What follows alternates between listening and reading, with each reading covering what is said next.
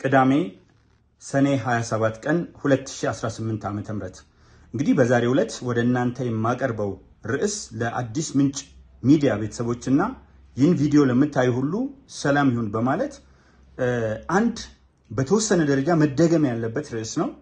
ይኸውም እስልምና በኢትዮጵያ ታሪክ ውስጥ የሚል ሲሆን ስለ እስልምና በርካታ ሙስሊም ወገኖቼ እስቲ በእባክህ እንደው ዘርዘር አድርገህ በአንጓ በፈርጅ አድርገህ ስለ እስልምና ብታቀርብልን የሚል ነገር አንስተዋል። ስለዚህ ከእስልምና ታሪክ ጋር በታሪክ ከተመዘገበበት ጊዜ ጀምሮ ነው። ከዛ በፊት እስልምና ለረጅም ጊዜ የነበረ ከአደምና ሐዋ ከአዳምና ሔዋን ጀምሮ የነበረ እምነት እንደሆነ በብዙ የሙስሊም ስኮላሮች የሚታመን ነው። እንደዚሁም ሌሎችም ሼር ያደርጉታል። ነገር ግን በታሪክ ውስጥ ከተመዘገበበት ጊዜ አንስቼ ነው ይህን ጉዳይ የማነሳው እና እንደምታውቁት ሁላችሁም ነብዩ መሐመድ ሰለላሁ ዐለይሂ ወሰለም በ570 ዓመተ ምህረት እንደ ግሪጎሪ ዘመን ቀመር በመካ ውስጥ ነው የተወለዱት። ገና በልጅነት እድሜያቸው አባታቸው አልፏል። ብዙ ውጣ ውረዶችን አሳልፈው ነበር።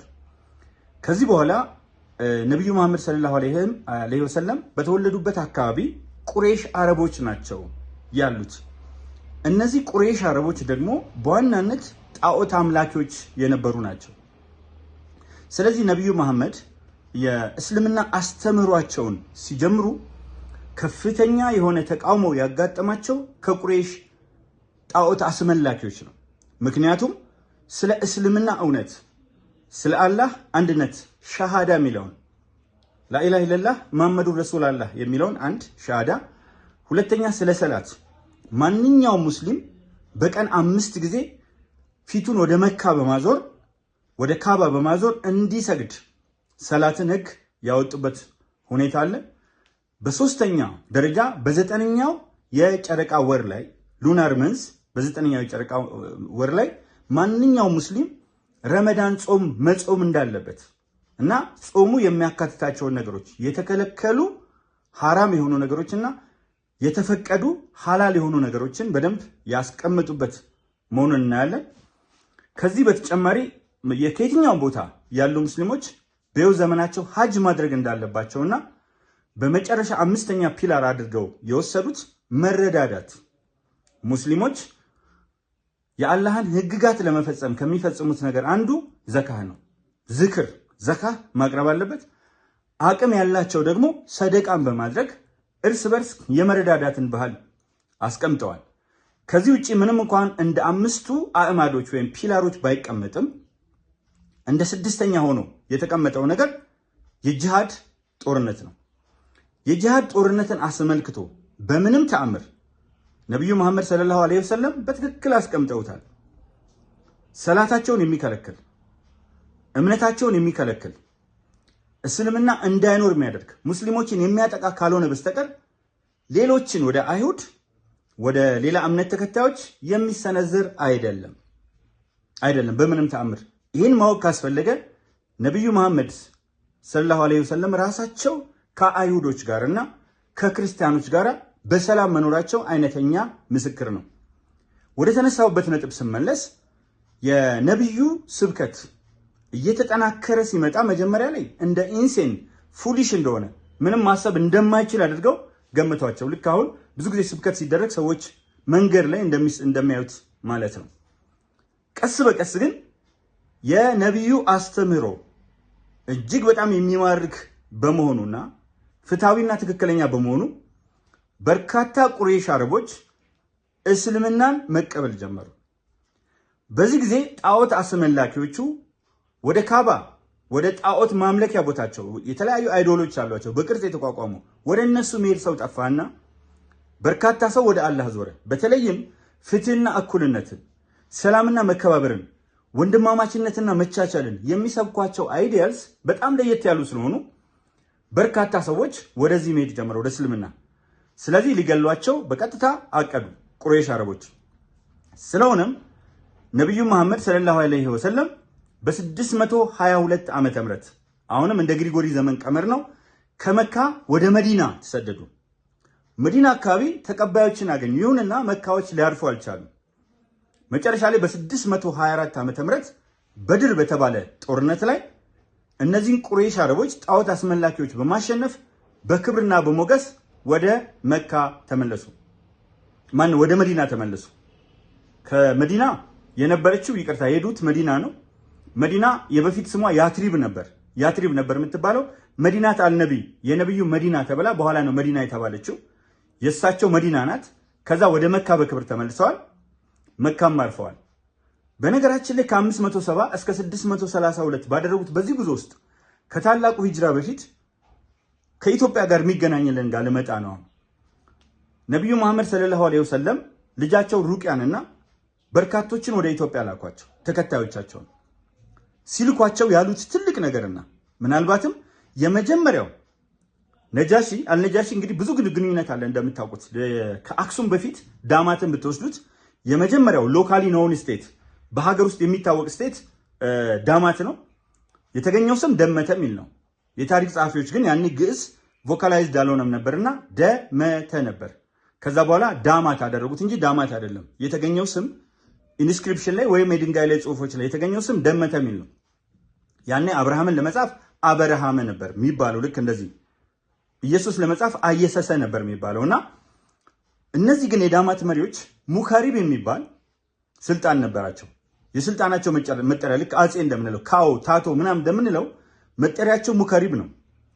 ስለዚህ ከየመን ጋር ከተለያዩ ሀገሮች ጋር እንደምታውቁት ካሊብም ጭምር እስከ መካከለኛው ምስራቅ የተለያዩ ቦታዎች ላይ በተለይ ደቡብ አረቢያ አካባቢ ወደ ደቡባዊ የአረብ ክፍል በጣም በሰፊው ግንኙነት እንደነበር ታስታውሳላችሁ። ስለዚህ ምናልባት ስለ ንጉሱ የሚያውቀው ነገር ይኖራል። አርማህ ስለተባለው ንጉስና ምናልባት ልክ ሱስኒዮስ ነው ካቶሊክን ያወጣው፣ ዘድንግል ነው በሚስጥር የተቀበለው። ስለዚህ የዘድንግል ልጅ ሱስኒዮስ ነው ካቶሊክን ያወጀው። ልክ እንደዛ ሁሉ በሚስጥር ተቀይሮ ሊሆን ይችላል፣ ሴክሬት ኮንቨርት ሊሆን ይችላል። እና እንደምታውቁት ሂዱ ወደዛ፣ ፍትህ ያለበት ሀገር ነው። ነብዩ መሐመድ ነብይ ስለሆኑ ብቻ ነው ወይ? እንደው በሂስቶሪካል አይን ብንመለከተው ሂዱ፣ ፍትህ የምታገኙት እሱ ጋር ነው፣ ሆስፒታሊቲ ታገኛላችሁ አላቸው። አሁን እዚህ ጋር በጣም ማንሳት ያለብን ጉዳይ አለ። ጥሩ የነብዩ መሐመድ ተከታዮች መጡ። ሲመጡ ዝም አላሏቸውም። ቁረይሽ አረቦቹ እያሳደዷቸው መጡ። እያሳደዷቸው ከመጡ በኋላ ወንጀል ሰርተው ከሀገራቸው ሄዱ ስለሆነ የአክሱሙ ንጉስ አርማህ መደበቅ እንደሌለበት እነዚህን ወንጀለኞች አሳልፎ እንዲሰጣቸው በሀገራቸው ወንጀል እንደሰሩ ነገሩት። ከዚህ በኋላ ነው አርማህ በቀጥታ ምንድነው ያደረገው? ያው ብዙ መጽሐፍትን ማንበብ ትችላላችሁ። በተለይም ኤንሸንት ኤንድ ሜዲቫል ሂስትሪ ኦፍ ኢትዮጵያ 1270 ኤዲ የፕሮፌሰር ሰርገው ሀብለስላሴ መጽሐፍ በጥንቱ ታሪክ ላይ ሰፊ የሆነ መድበል ከመሆኑ በተጨማሪ በርካታ ጦማሮችን ከሌሎች ሰነዶች ጋር አገላብጠው ሶርስስ አጌንስት አዘር ሶርስ ክሮስ ቼክ አድርገው የያዙት እንደሆነ ማየት ትችላላችሁ። ከዚህ አኳያ እዚህ መጽሐፍ ላይ በትክክል የተቀመጠው ምንድን ነው? ንጉስ አርማህ ፍትሃዊ ነው እንደተባለው ሳያውቁት ግን ከዓለም መርጠው በርካታ ሀገሮች አሉ፣ በርካታ ቦታዎች አሉ። ወደ እነዚህ ቦታዎች ሳይልኩ የሚወዷትን ልጃቸውን ሩቅያን እና ቤተሰባቸውን የቅርብ ተከታዮቻቸውን ስለምን ወደ አክሱም ላኳቸው የሚለው ትልቅ ጥያቄ ዘርዘር አድርገ ስላላችሁ ሙስሊም ወገኖቼ ለሌሎቻችንም ይጠቅማል። ታሪክ የጋራ ታሪካችን ስለሆነ ወደዚህ ለይተው የላኩበት ምክንያት ምንድን ነው የሚለውን በደንብ አእምሯችሁ ውስጥ እንድታስገቡልኝ እፈልጋለሁ። መልካም። እነዚህ ሙስሊም ወገኖች ከመጡ በኋላ ንጉስ አርማህ በአንድ በኩል የኦርቶዶክስ ቤተክርስቲያን ቀሳውስትን አስቀመጠ፣ ካህናትን አስቀመጠ። በሌላ በኩል ፍትሃዊ የሆኑ ሰዎችን ያዘ። ከሱ ጋር ፍትህ የሚለው አብረው የሚያስተዳድሩ አሉ። ከዚህ ውጪ ቁረይሽ አረቦችን በአንድ በኩል ከሳሾቻቸውን፣ አዲሶቹን ሙስሊሞች በአንድ በኩል አደረጋቸው፣ እንግዳ ሆነው የመጡትን እና ምንድነው ወንጀላቸው? እኛ እናመልክ የነበረውን በርካታ ነገር በማስተው ሰው በማስኮብለል ይሄን በማድረግ ብለው ክስ አቀረቡባቸው። ዋናው ክስ ግን የሚያምኑት እምነት ነበር። ከዛ በኋላ ንጉስ አርማህ ሰማ እና የነዛ ተወካይ ስለ ጣዖት ያብራራለታል። ጣዖት እንዴት እንደሚያመልኩ በጣዖት እንደኖሩ። የሙስሊሞቹ ተወካይ ደግሞ በሚገርም አይነት አገላለጽ አደምና ሐዋን ሲገልጽለት አዳምና ሔዋን ናቸው። ስለ ኢብራሂም ስለ ኢብራሂም ሲያወራለት አብርሃም ነው። ስለ ሙሳ ሲያወራለት ሙሴ ነው። ስለ ዳውድ ሲያወራለት ዳዊት ነው። ስለ ያህያ ሲያወራለት ዮሐንስ ነው። ስለ መሬማ ሲያወራ ቅድስት ማርያም ናት። ስለዚህ ያወራለት የነገረው ነገር በሙሉ ስሙ የተወሰነ ከመቀየሩ በስተቀር ከመጽሐፍ ቅዱስ ጋር እሱ ከሚያውቀው ብሉይ ኪዳን ጋር አንድ ነው። ከአዲስ ኪዳን ጋር ነው የሚለየው እንደምታውቁት። ስለዚህ ወደ አዲስ ኪዳን አልሄደም። እስከ ኢሳ ወይም ደግሞ ኢየሱስ ደረሰና ሲያቆም ምንድን ነው የሚለው? መጽሐፉን በትክክል እንደምታዩት ንጉሥ አርማ በእንባ ተጥለቀለቀ፣ እንባ በእንባ ሆነ። ዛት ሚንስ ምንድን ነው የሚያመለክታችሁ? ኢንዲኬት የሚያደርጋችሁ። ከዛ ወዲህ አሁን የተለያዩ ሊትሬቸሮች ታገኛላችሁ። በዚህ በታሪክ ውስጥ በእኛ መደበኛው ታሪክ ውስጥ ንጉሥ አርማ ወደ እስልምና አልተቀየረም። ቢቀየር ኖሮ ቀጣዮቹም ሊቀየሩ ይችሉ ነበር የሚል አለ። በሌላ በኩል ደግሞ በመላው ዓለም የሚገኙ ሙስሊም ስኮላሮች ጥናት ያደረጉ በዚህ ዘርፍ ላይ ንጉሥ አርማ መቀየሩን ይናገራሉ። ለማንኛውም ነቢዩ መሐመድ በ624 በድር ጦርነት ላይ ካሸነፉ በኋላ ቤተሰቦቻቸው ተመልሰው ሄደዋል። ለዚህ ነው በዛ በኩል የመጣው እስልምና አይደለም ወደ ኢትዮጵያ የተስፋፋው የሚለው ብዙ ጊዜ የማነሳው በሰነዶች ላይ የተመሰረተው አገላለጽ እውነት የሚሆነው። ስለዚህ እነዛ ከመጡ በኋላ እንግዲህ የመጀመሪያውን አዛን የሰላት ጥሪ ያደረገው ቢላል ኢትዮጵያዊ ነው። በኢትዮጵያ ታሪክ ውስጥ የሙስሊም ታሪክ በተገቢው መንገድ ተሰንዶ በተለያዩ ሪፈረንሶች ቢኖርም ነገር ግን ወደ ታሪክ ገብቶ ብዙዎቻችን እንድናውቀው የሙስሊም ስኮላሮችም እየተጋበዙ ልክ ብዙ ጊዜ የተለያዩ ተጋባዦች እንደሚጋበዙት ሁሉ መጥተው እንዲያቀርቡ አልተደረገም። በተለይ ኢስላም ኤንድ ዘ ሚድል ኢስት የሚለው ኮርስ በጣም ሰፊ ነበር። በኮተቤ ሜትሮፖሊታን ዩኒቨርሲቲ ወደ አዲስ አበባ ዩኒቨርሲቲ ከመግባቴ በፊት ታሪክ ስማር በጣም ያየሁት ኢስላም ኤንድ ዘ ሚድል ኢስት የሚል ኮርስ ነበረን። በጣም ሰፊ ነው፣ በጣም ጥልቅ ነው፣ በጣም ዝርዝር ነው። በዛ ደረጃ የሚሰጠው ግን በህዝብ ደረጃ እንዲታወቅ በስፋት አልተሰራም። ወይም ደግሞ የሰሜኑ ታሪክ የተጻፈውን ያህል የሌላው የኢትዮጵያ ክፍል ታሪክ እንዳልተጻፈ መተማመን ላይ መድረስ እንችላለን። ለምን አልተጻፈም የሚለውንም ልንወያይበት እንችላለን። አሁን ወደ ቁም ነገሩ ወደ ዋናው ወደ ተነሳውበት ልመለስ። እንግዲህ ይሄ ከሆነ በኋላ እስልምናም በኢትዮጵያ የምናየው እንዴት ነው? ይህንን ክፍት አድርገን ነው እንለፍ። በሙስሊም ስኮላሮች በአንዳንድ የተለያዩ ሊቃውንት ስምምነት አርማ ወደ እስልምና ተቀይሯል። በሌሎቹ ደግሞ አልተቀየረም። እኔ መራራ እውነት በኢትዮጵያ ታሪክ በሚለው መጽሐፌ እንዳስቀመጥኩት ምንም እንኳን አወዛጋቢና አሻሚ ጉዳይ ቢኖርም የመጀመሪያው ሙስሊም መሪ ተብሎ ቢቀመጥ ታሪካችን የበለጠ ያጎላዋል፣ አንድነታችን የበለጠ ያጠናክራል፣ ታሪካችን ኢንክሉሲቭ እንዲሆን ሁሉን ያካተተ እንዲሆን ያደርጋል እንጂ ጉዳት የለውም። ምናልባት አንዳንድ በጣም ጽንፍ ሄደው ለሚያዩ ሰዎች ጉዳት ሊኖረው ይችላል። ተረጋግቶ ማየት ግን በጣም አስፈላጊ ነው የሚል መነሻ አለኝ። ከዛ በኋላ እስልምና ወደ ኢትዮጵያ ነው የምናየው። አሁን እንግዲህ ስለ እስልምና አጠቃላይ ምንድን ነው የሚለው፣ ውስጡ ያሉት ነገሮች ምንድን ናቸው፣ ቅዱስ ቁርአን ምንድን ነው፣ ሀዲሳት ምንድን ናቸው የሚል ነገር የለም። ግን ከሀዲሳት ውስጥ ተቀባይነት የሌላቸው በርካታ ሀዲሶች አሉ። ዋናው የእስልምና መርህ ቅዱስ ቁርአን ነው። ሀዲሳትም ከሱ ጋር አብረው የሚሄዱ ካልሆነ በስተቀር ሙሉ በሙሉ በሙስሊም ስኮላሮች፣ በሙስሊም ሳቫንቶች፣ በሙስሊም ኢንቴሌክቹዋልስ የሚነወሩ የሚታው ናቸው። የግዴታ ከቅዱስ ቁርአን ጋር ልክ መጽሐፍ ቅዱስ ጋር ማነው ከህገ መንግስት ጋር የሚጋጭ ህግ ተቀባይነት እንደሌለ ሁሉ ከቅዱስ ቁርአን ጋር የሚጋጩ ሀዲሳት ተቀባይነት የላቸው።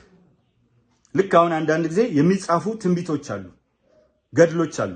አንዳንዶቹ ነገሮች ዛሬ ላለው ህይወት በፍጹም የማይመጥኑ በክርስትናም እምነት አይን ስንመለከታቸው ልክ ያልሆኑ ሌሎችን የሚያነውሩ አይነት ነገሮች አሉ። እነዚህ አይነት ነገሮች የሰው ፍላጎቶች፣ ሰዋዊ ፖለቲካዊ ስሜቶች ዛሬ እንደምናያቸው በኡስታዞችም ብንሄድ፣ በኦርቶዶክስ አባቶች ነን በሚሉትም ብንሄድ፣ በተለያየ የፕሮቴስታንት አማኞች ነን ወንጌላውያን ነን ምናምን በሚሉትም ብንሄድ ከእምነቱ አስተምሮ ውጪ የራሳቸውን የፖለቲካ ፍላጎት የራሳቸውን የተለያዩ እምነቶች ጥላቻ የሚያንጸባርቁ እንጂ መጽሐፍ ቅዱሳዊ እንዳልሆኑ ማስተንተን ብዙም አያስፈልገኝም። ምክንያቱም ግልጽና በየሚዲያው የምናይ ስለሆነ ስህተቱ ሁሉም ጋር ነው ያለው።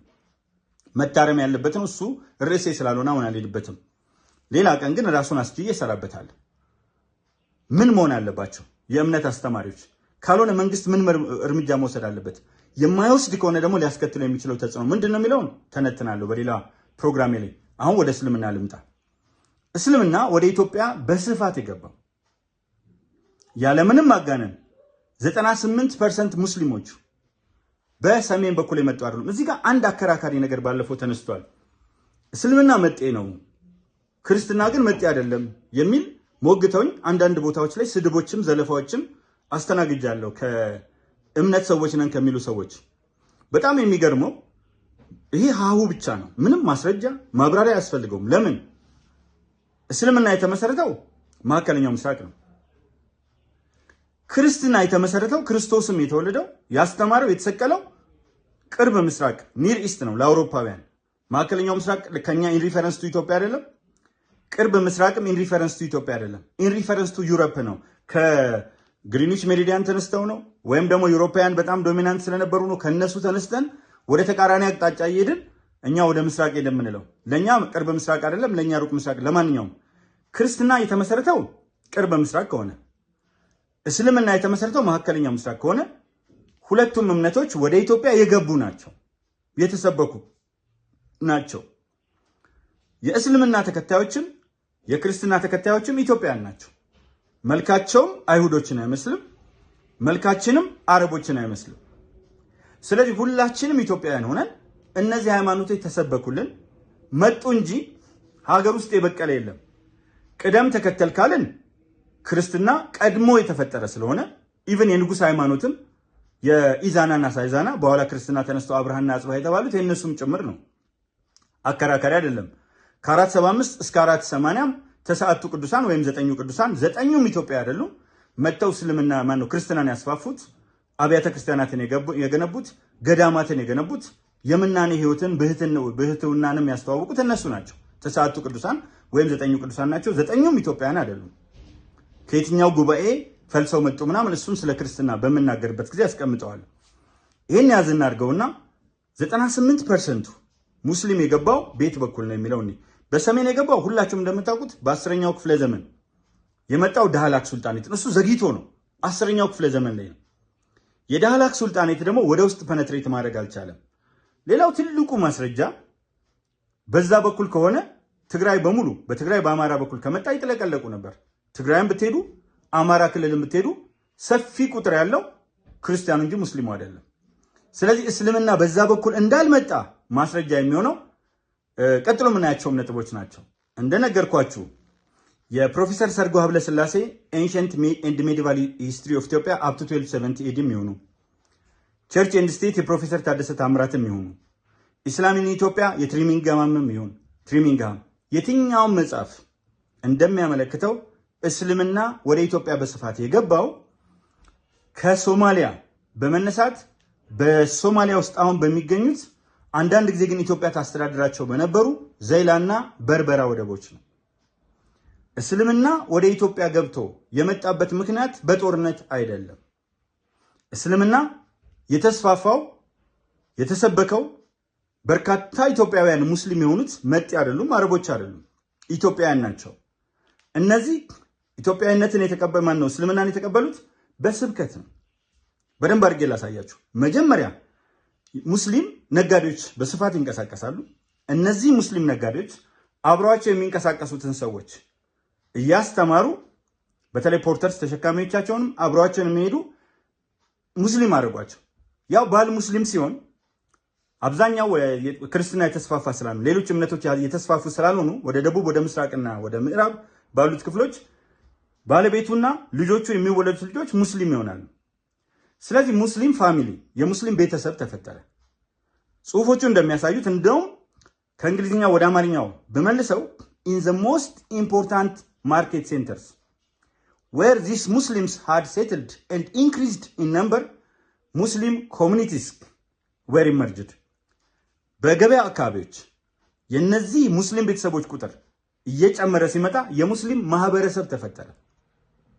ከዛ በኋላ ደግሞ this grew up into ሙስሊም ሱልጣኔት፣ እነዚህ ደግሞ ወደ ሙስሊም ሱልጣኔት ማደግ ጀመሩ።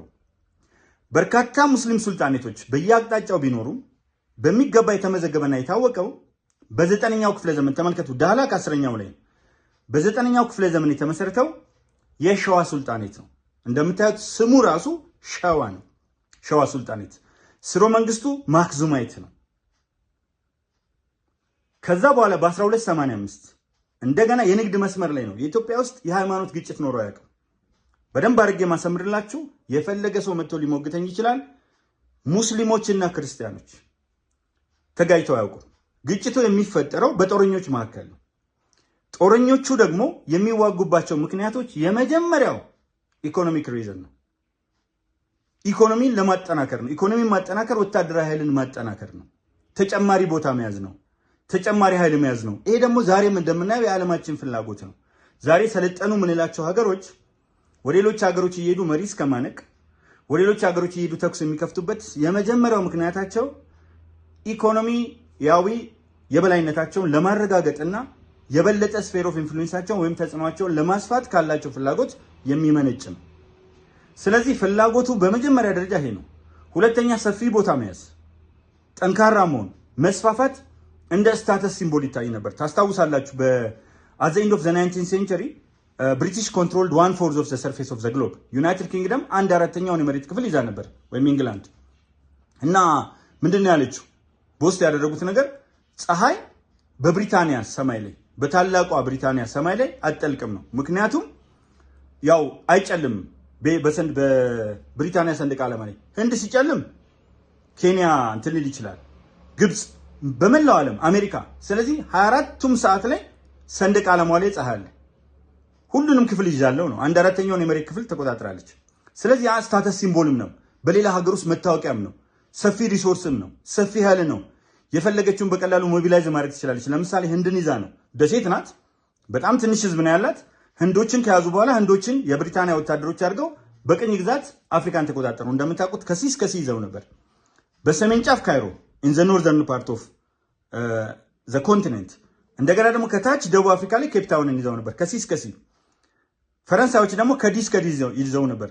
ጅቡቲ ምስራቅ ላይ እስከ ዳካር ሴኔጋል ምዕራብ ላይ። ስለዚህ ይሄው ፉክክር ነበራቸውና ያም ስሜት የሚመጣበት ስለነበር ነው። ለማንኛውም ግጭቶቹ ሃይማኖታዊ አይደሉም። ይሄ በጣም አስፈላጊ ነው በኢትዮጵያ ታሪክ ውስጥ። በተመሳሳይ ከኢትዮጵያ ውስጥ የነበረው ፍላጎት ይሄ ነው። ስለዚህ መጀመሪያ ምን አደረጉ? ፖርተሮቻቸውን ቀየሩ። ከዛ በኋላ የመጡት ደግሞ ቀስ በቀስ ምን መጋበዝ ጀመሩ? ይሄንን በደንብ ማስተማር የሚያስችሉ ኡስታዞችን፣ የተለያዩ ምሁራንን፣ የሙስሊም ስኮላሮችን መጋበዝ ጀመሩ። እነሱም እየሰበኩ መጡ። ስለዚህ እንደምታዩት ቅድም እንደነገርኳችሁ ወደ አማራ ክልል፣ ወደ ትግራይ ክልል ስንሄድ የሙስሊሙ ቁጥር በጣም ትንሽ ሲሆን ደቡቡ ክፍል ምዕራቡና ምስራቁ ላይ ደግሞ የሙስሊሙ ቁጥር እጅግ በጣም ከፍተኛ ነው። ለምሳሌ ሶማሌ 100% ሙስሊም ነው። አፋር 100% ሙስሊም ነው። ስልጢ 100% ሙስሊም ነው። ባሌና አርሲ ብንሄድ ሰፊ ቁጥር ያለው ሙስሊም ነው። ከክርስቲያኑ በላይ የሆነ ቁጥር አለ። አጠራጣሪ ባልሆነ ገጠሩ ኦልሞስት ኦል ማለት በሚቻል ደረጃ ሙስሊም ነው ከአራሾቹ በስተቀር። ስለዚህ እስልምና ሃይማኖት እንደነገርኳቸው የመጀመሪያው የሸዋ ሱልጣኔት አለ። ከዛ የኢፋት ሱልጣኔት እሱን አሸነፈ። ኡመር ወላዝማ የመሰረተው ወላዝማ ዳይኔስቲ በአባቱ ስም የሚጠራው፣ ያኛው ደግሞ ወደ አዳል አካባቢ ሄደ። ስለዚህ እንዲህ እያለን ብንሄድ የአዳል ሱልጣኔትም እዛ ጋር የተፈጠረ ነው። የምወዳችሁና የማከብራችሁ እነዚህን ይዛችሁ ከመጣችሁ እስልምና ኢትዮጵያ ውስጥ መጀመሪያ መጤ ነው የሚለውን 100% ሰሩ ዘጣላችሁ። ምክንያቱም ሁላችንም ወደዚህ ምድርም በመጽሐፍ ቅዱስም በቅዱስ ቁርአንም ብንሄድ አደምና ሐዋ አዳምና ሔዋን የተፈጠሩበት ቦታ ኢትዮጵያ አይደለም። የቅደም ተከተላችን ጉዳይ ሊያነጋግረን ይችላል። ዓለም ግን እኛ ቀድመን መጣን እናንተ ወደ ኋላ መጣችሁ ብሎ አይደለም። አሁን ደቡብ አፍሪካ ብንሄድ ሀገራችን ናት ካሉ በኋላ ማንን ነው እያባረሩ ያሉት? ሰሞኑን በዚህ አጋጣሚ በጣም ይወገዝ ድርጊት ነው፣ ልናወግዘው ይገባል። እያባረሩ ያሉት እኮ ነጮቹን አይደለም። እያባረሩ ያሉት ማንን ነው? አፍሪካውያንን፣ ሴኔጋሎችን፣ ካሜሩኖችን፣ ናይጄሪያዎችን፣ ኢትዮጵያውያንን ወዘተርፈ።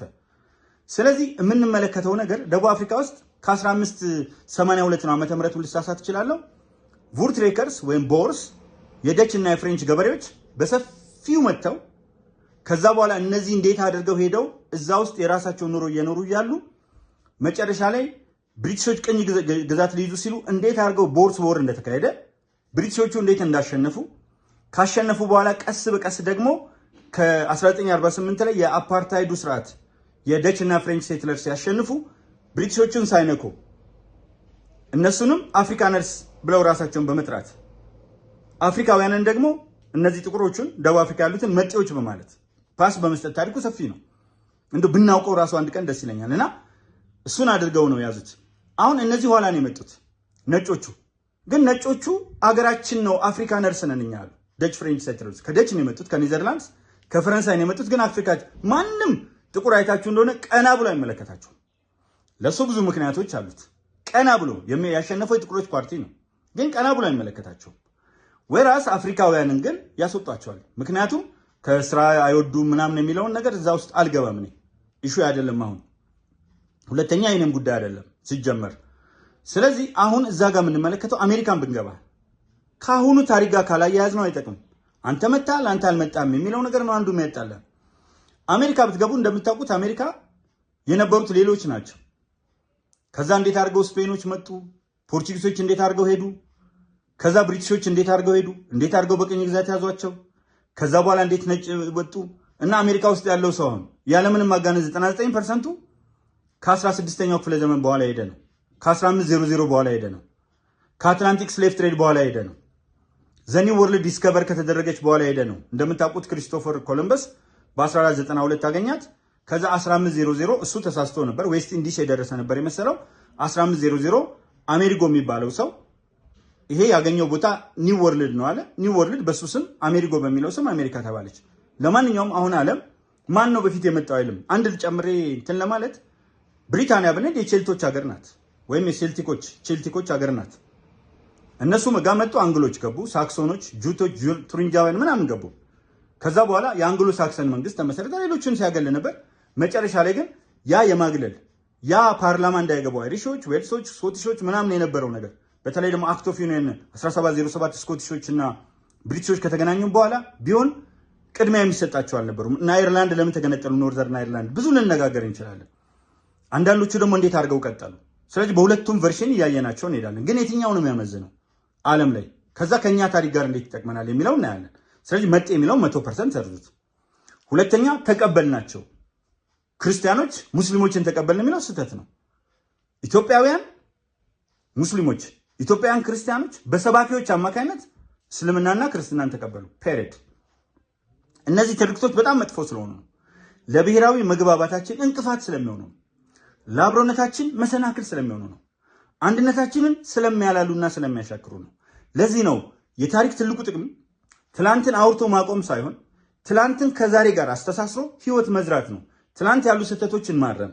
አሁን ትልቁ ችግር የሆነው ታሪክ ውስጥ እኛ ሀገር ላይ ምንድን ነው? በተለይ እኛ ሀገር ላይ ትልቅ ችግር የሆነው የትላንቱን ታሪክ ለመጣያ የትላንቱን ታሪክ የአካባቢ ስብዕና ለመገንባት የሚደረግ መሆኑ እኮ ነው ትልቁ ስህተት እንጂ አሁን የኛ ችግሮች እነዚህ አይደሉም። እምነት የግል ነው፣ ምንም ጥያቄ አያስከትልም። የግል ነው። ከዛ ሲሰበሰብ የማህበረሰብ ይሆናል። ያኛው የሚያምነው ይሄኛው የሚያምነው የተለያየ ነው። ሁለቱም ምኞታቸው ሰማይ ነው፣ ገነት ነው። ገነት ወይም ጀነት ደግሞ በፍክክር እርስ በርስ በሚደረግ ድብድብ አይደለም። አላህ ወይም እግዚአብሔር አቅም አንሷቸው አጋዥ አይፈልጉም። መጀመሪያ እንደ ክርስቲያን መኖር እንደ ሙስሊም መኖር ስላቃተን ነው ግጭት ውስጥ እየገባን ያለ ነው። ሰዓት የለኝም እንጂ ይህን በጣም በስፋት እያብራራው ትሄድ ነበረ። እርግጥ አስፈላጊ ርዕስ ነው፣ ይሄ በጣም አስፈላጊ ርዕስ ነው። ከዛ በኋላ እነዚህ ሰዎች ወደዚህ መጡ። ሌላው ትርክት አስቸጋሪው በደንብ አብራራልን የተባለው ኢማም አህመድ ላይ ነው። በደንብ ንገረን ነው። በደንብ ነው የሚጽፉት። የሚገርማችሁ በውስጥ በተለይ የፌስቡክ ሜሴንጀር በጣም ነው የሚጨናንቀው። በተለይ ስለ እስልምና ማንሳት ከጀመርኩ በኋላ እባክህ ታሪኩን ንገረን። ከእስልምና ውጪ በሆነ ሰው ሲነገር የበለጠ ሰዎች ተቀባይነት እንዲኖራቸው ያደርጋል፣ ያግባባናል። እና መልካም ነገር ነው የጀመርከው። አይታችኋል ኮሜንቱን። በተለይ ኢስላም ምንድነው የነቢያት ሃይማኖት የሚለው ገጽ ላይ ወደ 10 የሚሆኑ የኔም ቪዲዮዎች ከ8 እስከ 10 ወስደዋል። እነዚህ ቪዲዮዎች ደግሞ ለብዙዎች ደርሰዋል። ብዙዎች ቀና አስተያየት ሰጥተዋል። ያው ክፎችን ትታችሁ ማለት ነው። ሙስሊሞቹ 95% ሙስሊሞቹ በጣም ፖዚቲቭ፣ ግን ከእስልምና ብሔር ሁለቱ ሲጋጭባቸው አንዳንድ በእስልምና ስም የሚጽፉት እንደተጠበቀው ነው ማለት ነው። ግን አብዛኛው ፖዚቲቭ አስተያየት የሄደበት ነው። አመለካከታቸውንም መልካምነታቸውንም ስነ ምግባራቸውንም እዛ ላይ በደንብ በስፋት ማየት ይችላል። ስለዚህ አሁን ስለ ኢማም አህመድ ኢብን ኢብራሂም አልጋዚ በተለምዶ ግራኝ አህመድ ስለሚባለው ልቀጥል። ኢማም አህመድ መነሻው ከየት ነው ብላችሁ ስታስቡ ከምስራቅ ኢትዮጵያ ነው። አንዳንዶቹ አፋር ነው፣ አንዳንዶቹ ሶማሊ ነው። ሌሎችም ሀረሪ ነው የማለት ነገር ቢኖርም ነገር ግን መነሻው ከምስራቅ ኢትዮጵያ ነው። የት መጣው አይደለም ትልቁ ነገር። የእያንዳንዱ መሪ የሚያስጨንቀኝ የት መጣው ሳይሆን ከየትኛው ብሔረሰብ ተወለደ የሚለው ሳይሆን ቢሆን ሙሉ በሙሉ የተረጋገጠ ነገር ሲገኝ ምንም ችግር የለውም። ታሪኩን የበለጠ ምሉ ያደርግልናል እንጂ አይጎዳንም ከማንም ቢነሳ። ምክንያቱም ሁሉም ኢትዮጵያዊ ነው፣ ሁሉም ወንድማችን ነው፣ ሁሉም ቤተሰባችን ነው። ለማንኛውም ይሄ ሰው ተነሳ። እንደምታውቁት ግጭቱ የንግድ መስመሮችን ለመቆጣጠር ሁለት ግጭት ነበር። በአንድ በኩል የክርስቲያኑ ሃይላንድ ኪንግደም ከሎውላንዱ ሙስሊም ሱልጣኔቶች ጋር ይጋጭ። አቅማቸው እያደገ ሲመጣ ግጭቱ በጣም እየተባባሰ መጣ። የመጀመሪያ ይሄኛው ነው፣ በደንብ አድርጋችሁ ምታዩት። ሁለተኛ ክርስቲያኖቹ እርስ በርሳቸው የበላይ ሆነው ለመቆጣጠር የንግድ መስመሩን ይጋጫሉ።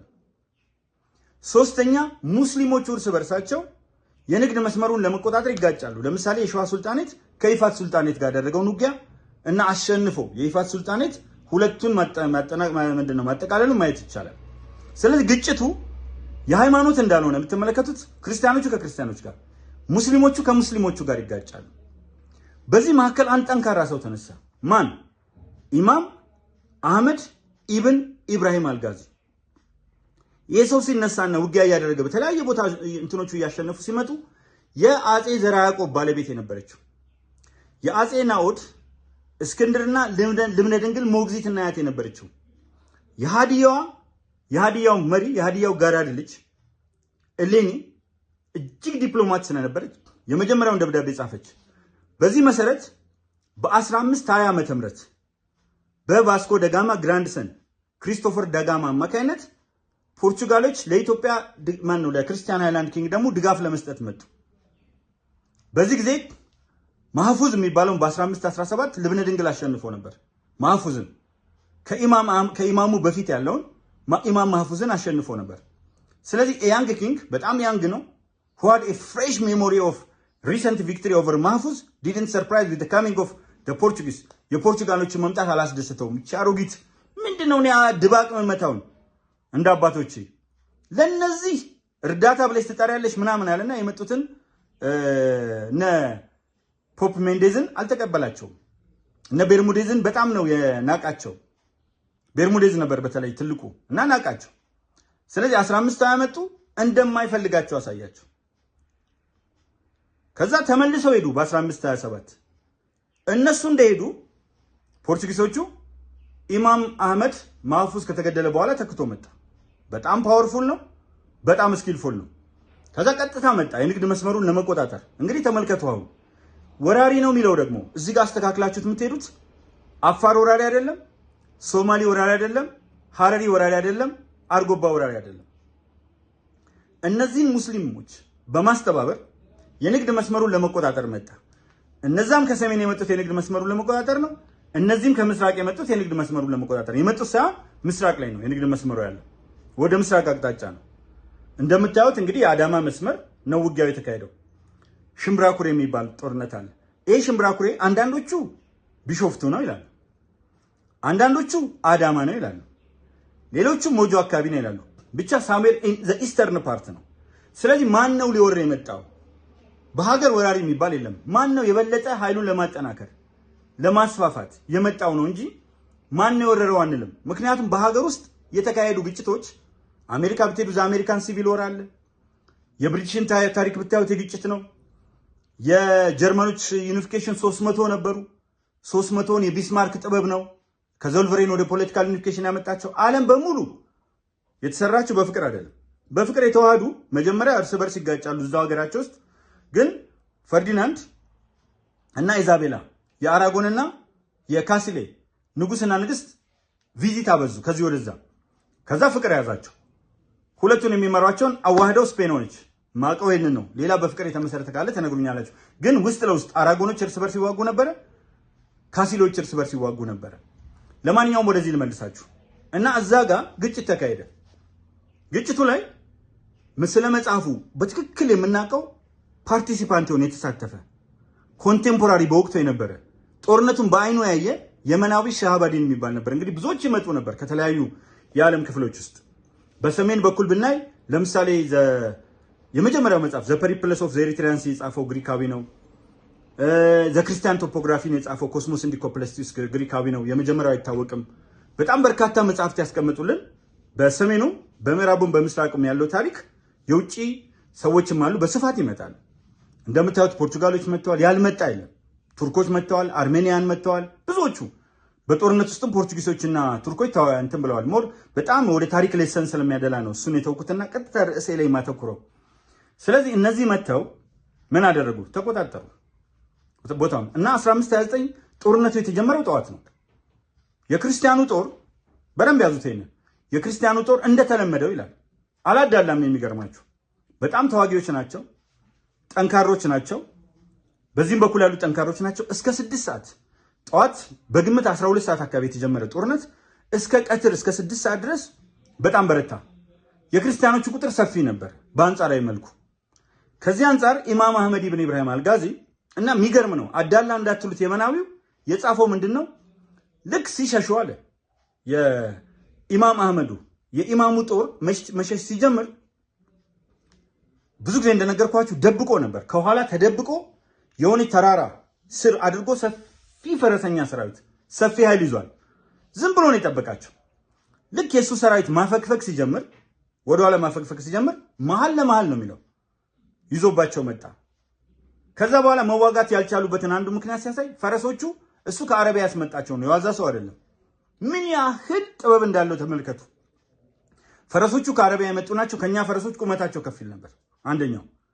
ሁለተኛው የነዛኞቹ የተሰራው የፐርሺያ ደንበኛ የሆነ ይሄ ጎራዴ ነው የያዙት። የነዚህ ጎራዴ ደግሞ ሁለቴ ከመታ በኋላ የሚሰበር ነው፣ ክርስቲያኖቹ ያዙት። ሌላው ክርስቲያኖቹ ቶስቲረፕ የአውራ ጣት እርካብ ነው ያደረጉት። ስለዚህ ብዙ በተዋጉ ቁጥር ይበላቸዋል እግራቸውን። ምንድነው እየሰረሰረው ይመጣል። የሱ ደግሞ ፉት ስቲረፕ ነው፣ እርካቡ ሙሉ በሙሉ ነው እግር የሚያቆመው። ስለዚህ ቆመው ነው የሚዋጉት። እነዛኞቹ ሲቆሙ ያማቸዋል። ስለዚህ እነዚህ ቆመው ለመሞሻለቅ በጣም ያመቻቸዋል። ስለዚህ ውጊያው በአልቤን አይደለም፣ በውጅግራ፣ በሞዜር፣ በዴሞትፈር በምናምን አይደለም። ስለዚህ ጦርነቱ የተካሄደው በሳንጃ ነው። በሳንጃ ከተካሄደ ደግሞ አንገት መቅላት እንትን ማለት፣ እነዚህኞቹ በሱ አልጨበጡም። ሁለቱም የያዙት መሳሪያ ነው። ስለዚህ ሌላው ኢማም አህመድ ጨፍጫፊ ነው የሚለው አሁን ወራሪ ነው የሚለው 100% ስህተት መሆኑን ታዩታላችሁ። ምክንያቱም ሶማሌዎች ኢትዮጵያውያን ናቸው፣ አፋሮች ኢትዮጵያውያን ናቸው፣ ሀረሪዎች ኢትዮጵያውያን ናቸው፣ አርጎባዎች አማራ ክልል ያሉት ኢትዮጵያውያን ናቸው በከፊል። ስለዚህ ኢትዮጵያውያን ናቸው፣ ኢትዮጵያውያን ነን። አንዱ ትርክት ይኸኛው። ሁለተኛው ጨፍጫፊ ነው የሚለው ነገር ጨፍጫፊ አይደለም፣ በውጊያ አሸናፊ ነው። አያችሁ፣ እንደዚህ ነው ታሪክ በትክክል በተገቢው መንገድ በውጊያው አሸናፊ ነው። ከዛ ካሸነፈ በኋላ ምን ተፈጠረ የሚለውን ስናይ ያው ተመልሶ ሄዷል። እንደገና ደግሞ መጥቶ እስከ አክሱም ድረስ ሄደ። ልብነ ድንግል ደብረ ዳሞ ላይ ነው የተቀበረው። ይህ አሁን ምንም ማጥያት አይደለም። ከዛ በፊት እኮ በነበረው ጊዜ በተለይ ከ1314 እስከ 1344 የነበረው ንጉስ አምደ ጽዮን እኮ እስከ ቀይ ባህርና ሶማሊያ ሄዶ ዘይላና በርበራ ድረስ ይዘዋል። አጼ ካሌብ እስከ የመን ድረስ ሄደዋል። ኢዛና እስከ ሜሮ ሱዳን ድረስ ሄደዋል። ስለዚህ ይሄኛውን ማጀገን ያኛውን ማሳነስ የታሪክ ፍላጎት አይደለም። ግን ታሪክ ሲጻፍ አጻጻፉ ልክ አልነበረም። ታሪኩ ላይ ያለው ስህተት ነው መታረም ያለበት። የተክለ ጻድቅ መኩሪያን መጽሐፍ እናንብብ። ስለ ኢማሙ የጻፈው የግራኝ አህመድ ወረራ ይላል። ብዙዎቹ ወረራ አይደለም፣ በፍጹም ወረራ አይደለም። የንግድ መስመርን የመቆጣጠር የእርስ በርስ ጦርነት። አንድ መታረም ያለበት እሱ ነው። ሁለተኛ የሌለ ነገር የተሸነፍ ነው አሉ። ሲያሸንፉ ነበር ክርስቲያኖቹ። ምንም ወይ ክርስቲያን ወይ ሙስሊም መሆን ሳይሆን የአሸናፊነት ምንጭ፣ ጦርነትም ደግሞ የክርስቲያን የሙስሊም ጦርነት አይደለም፣ ተካሂዶ አያውቅም። የአሸናፊነት ምንጭ አንደኛ የዓላማ ጽናት ነው። ህዝባዊ ድጋፍ እዚህ ውስጥ ይመጣል። የአሸናፊነት ምንጭ ሁለተኛ ወኔ ነው።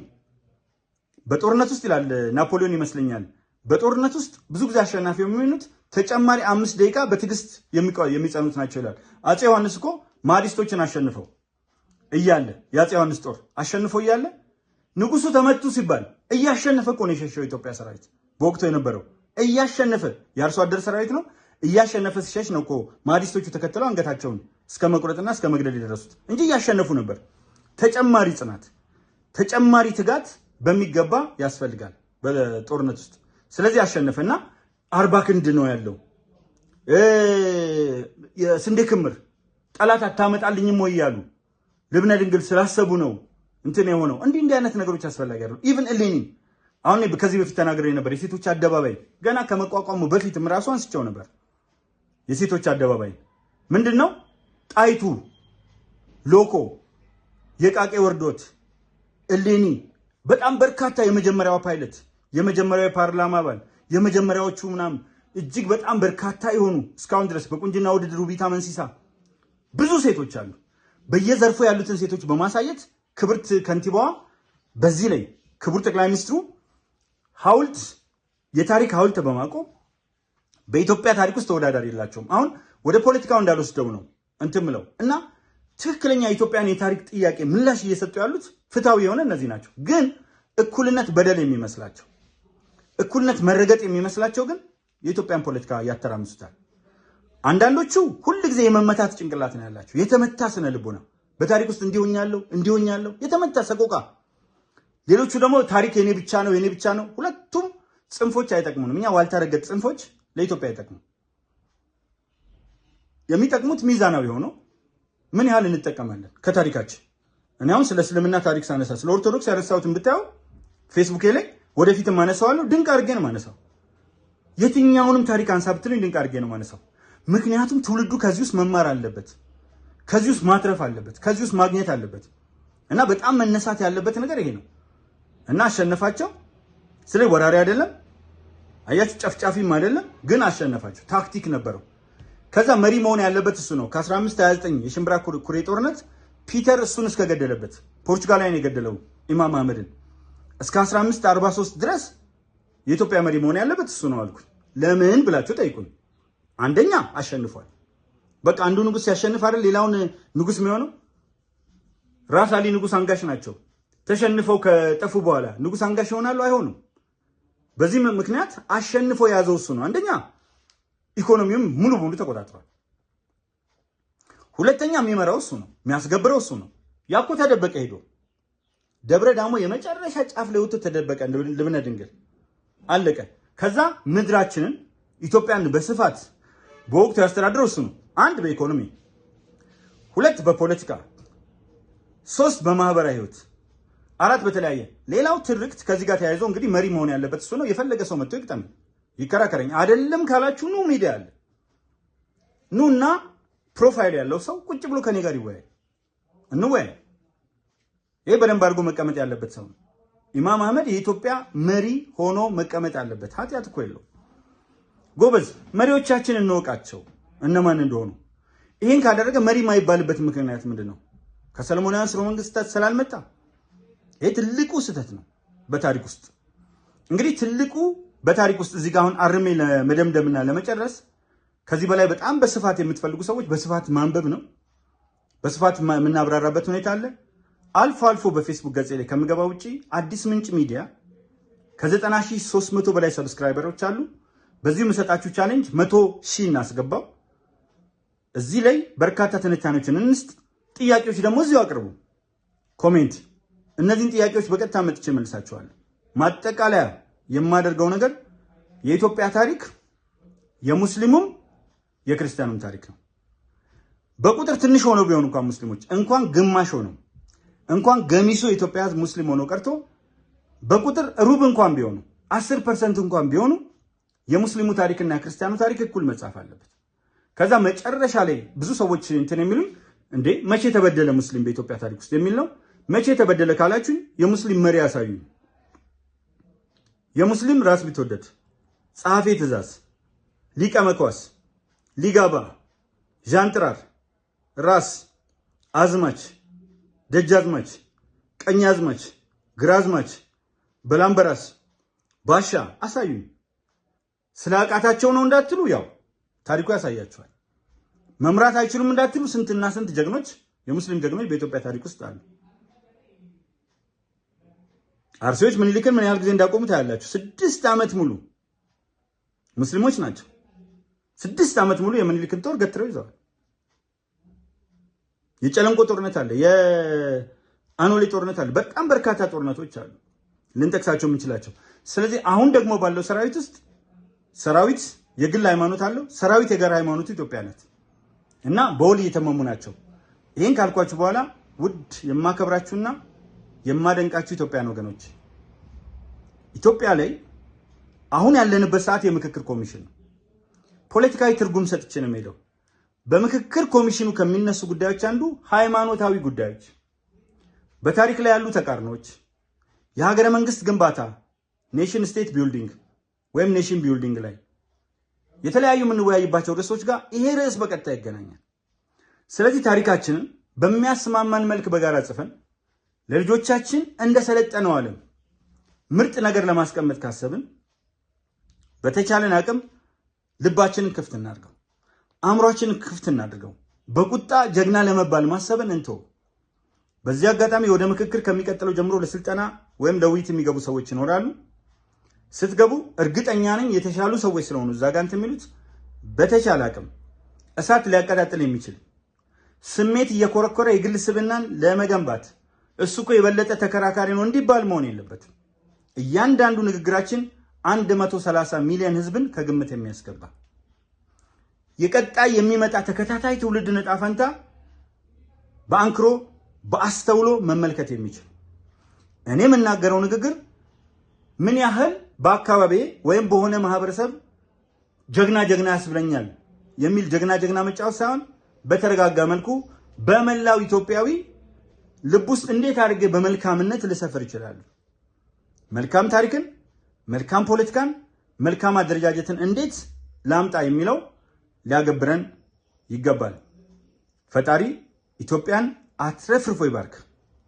የዚህ ፕሮግራም አዘጋጅ ባለቤትና መሪ ጋዜጠኛው ውብሸት ታየና ይህንን ለምትከታተሉ በሙሉ እጅግ በጣም አመሰግናለሁ።